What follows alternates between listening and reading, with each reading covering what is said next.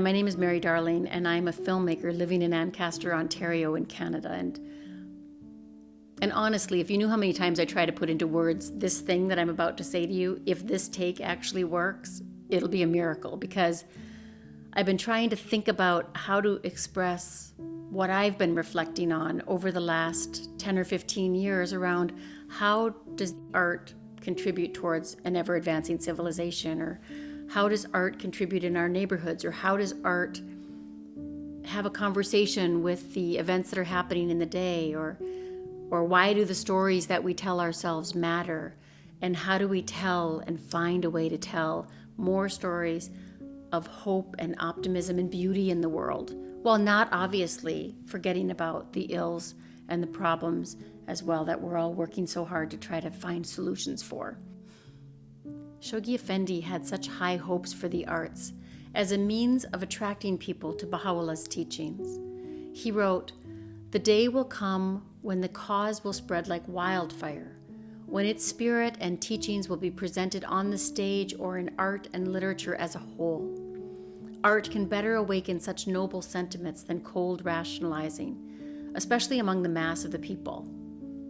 For example, when we talk about something like courage and self-sacrifice as contributing to the transformation of community, it's one thing.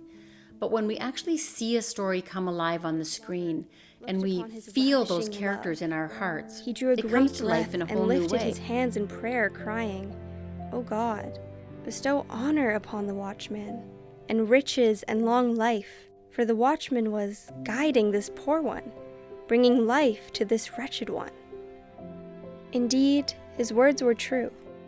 In one stroke of wrath, the guard had joined... And humor in storytelling may even create opportunities to learn while we laugh. He didn't do this alone. I helped him. With the fuse box? I tried to fix everything. Make peace. Create trust.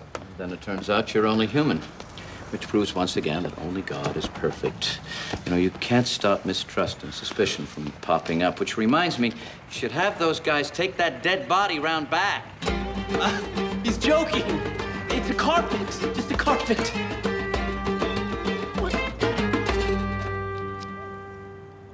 I find that Baha'u'llah's revelation invites new ways to explore story really worthy of exploration, really worthy of reflection and experimentation, and to be able to walk confidently into new territory. I mean, a few years ago, I was so inspired by the idea of how art can transform a person, but also transform neighborhoods and society to such an extent that I actually created a children's show about art.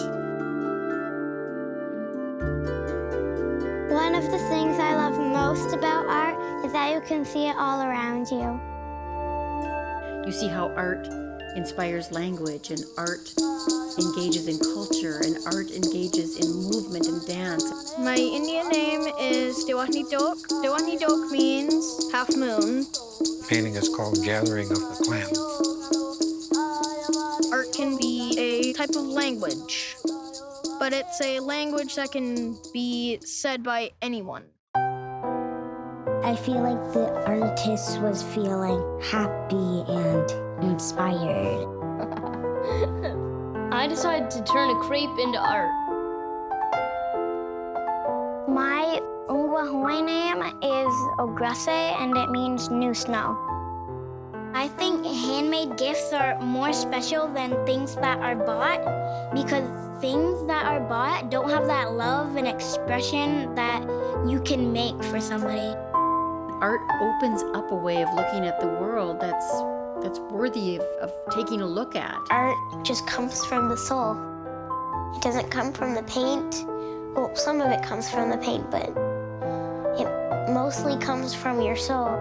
I just found it so exciting to be working with the kids and discovering this along with them. The depth and the sincerity and the authenticity of these kids really was so impressive.